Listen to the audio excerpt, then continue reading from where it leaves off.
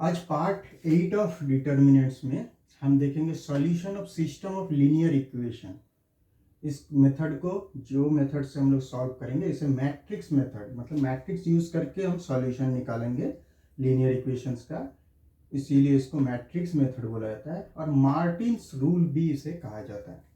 पहले system of linear equation में हमने 3 वेरिएबल और 3 लीनियर इक्वेशन लिए। यहाँ पे हम जानते हैं इसको इस फॉर्मेट में, मैट्रिक्स फॉर्मेट में हम रिप्रेजेंट कर सकते हैं।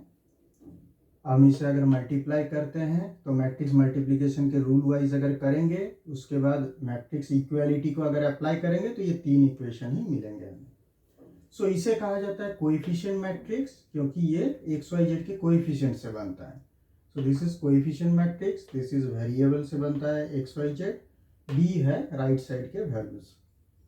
इससे हमें सॉल्यूशन क्या है, x y z is the solution, तो एक्स निकालना है हमें। इसको ए इनवर्स से प्री मल्टीप्लाई किया तो ए हट गया, इधर ए इनवर्स आ गया। एक्स इज सॉल्यूशन क्या है, ए इनवर्स बी। अब ए इनवर्स का वैल्यू क्या है, एडजॉइंट ए बाई डिटर्मिनेंट है, पुट कर दिया हमने। ये हो गया सॉल्यूशन। अब सॉल्यूशन कब हमें एक्स का वैल्यू मिलेगा, जब डिटर्मिनेंट है नॉट इक्वल टू 0। डिटर्मिनेंट ए अगर नॉट इक्वल टू 0 होता है तब हमें एक्स का यूनिक सॉल्यूशन मिलता है। तब जब सॉल्यूशन मिलता है तब हम बोलते हैं system of this linear equations are consistent. Okay, consistent word use किया जाता है जब सॉल्यूशन होता है, चाहे एक सॉल्यूशन हो या ज़्यादा सॉल्यूशन हो। तो यहाँ यूनिक सॉल्यूशन है तो कंसिस्टेंट, और इसके साथ यहाँ यूनिक होने से कंसिस्टेंट एंड इंडिपेंडेंट भी बोला जाता है। कंसिस्टेंट है मेन बात। अब क्या है, अब अगर ये 0 हुआ तब 2 केस हो सकते हैं। न्यूमरेटर नल मैट्रिक्स हो सकता है या नहीं हो सकता है। जब न्यूमरेटर नल मैट्रिक्स नहीं है बट डिनोमिनेटर इज 0, क्या है, तो ये matrix not equal to null matrix है। ये 0 नहीं, नॉन, ये मैट्रिक्स है तो 0 का इक्विवेलेंट हम लोग पकड़ेंगे नल मैट्रिक्स। तो ये नॉट इक्वल टू 0/0 का फॉर्मेट है, वो अनडिफाइंड होता है। तो इसीलिए ये अगर नल मैट्रिक्स नहीं है numerator but this is 0, then no solution.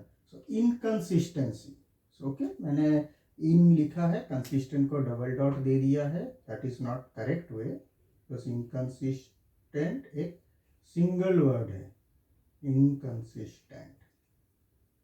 This is now, अगर ये 0 है डिनोमिनेटर और ऊपर वाला भी नल मैट्रिक्स है, 0/0 format, there is a chance, okay, क्योंकि लिमिट में हम देखेंगे 0/0 फॉर्मेट में वैल्यूज निकलते हैं।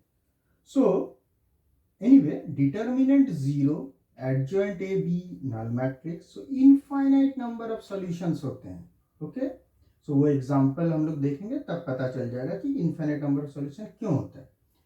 अब इनफाइनाइट नंबर सॉल्यूशन होने से भी इसे कंसिस्टेंट बोलेंगे, बट कंसिस्टेंट एंड डिपेंडेंट है ये। Okay, linear, this linear equations, system of linear equation बोलते हैं तीनों को मिला के, मिक्स कर, एज ए सेट पकड़े थे। This system of linear equation is consistent here. Okay, अब हम एक स्पेशल केस डालते हैं, यहाँ पे 0 अगर डाल देते हैं,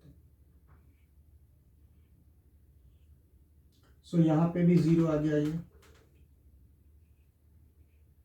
that means B matrix is actually null matrix. Okay, अब इसका अगर सॉल्यूशन निकालते हैं तो कैसे निकलता है। तो पहला बात है, जब राइट साइड 0 है, ओनली एक्स वाई जेड का टर्म है, कांस्टेंट टर्म नहीं है, तो ये सिस्टम ऑफ लीनियर इक्वेशन को बोला जाता है homogeneous system of linear equation. Okay, homogeneous. अब बात है इसका सॉल्यूशन कैसे निकाले। इस मेथड से अगर निकाले तो ये हो गया A inverse null matrix. A inverse हमें पता है वो नल ही होगा, ऑलवेज नल, क्योंकि इसके साथ अगर ए कुछ भी मल्टीप्लाई हो नल मैट्रिक्स के साथ वो नल ही आता है।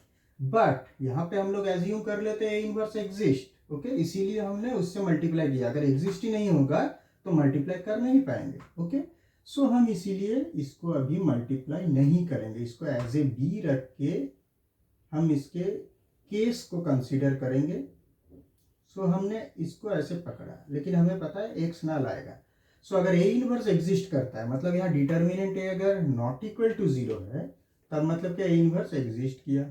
ए इनवर्स एग्जिस्ट करने से मल्टीप्लाई करके x equal to null matrix, मतलब एक्स ये वाला नल मैट्रिक्स इस टाइप का आएगा। So x0 y0 z0, so we have a solution, we have a unique solution. So system of this homogeneous linear equation is consistent. और इस solution यहाँ पे x equal to 0 y equal to 0 z equal to 0 आता है, तो इस solution को trivial solution भी कहा जाता है। अब समझते हैं, अगर ये नॉट इक्वल टू 0 हुआ तो ये क्या होगा। सेकेंड कंडीशन में हमने क्या देखी थी numerator not equal to null matrix, but यहाँ वो पॉसिबिलिटी नहीं है क्योंकि B is a null matrix, so numerator will always be null matrix. So null by 0 that is the only, यहाँ पे ये पॉसिबिलिटी यहाँ पे नहीं है। सो न्यूमरेटर क्या है, null by 0, so is infinite number of solution. So इस केस में भी कंसिस्टेंट होगा। सो इसका मतलब क्या है, homogeneous system of linear equations ये ऑलवेज कंसिस्टेंट होंगे, आइदर यूनिक सॉल्यूशन और infinite number of solution. Okay, so matrix method में सॉल्यूशन ऑफ लीनियर इक्वेशन हमने समझ लिया आज। बस आज के लिए इतना ही। Thank you.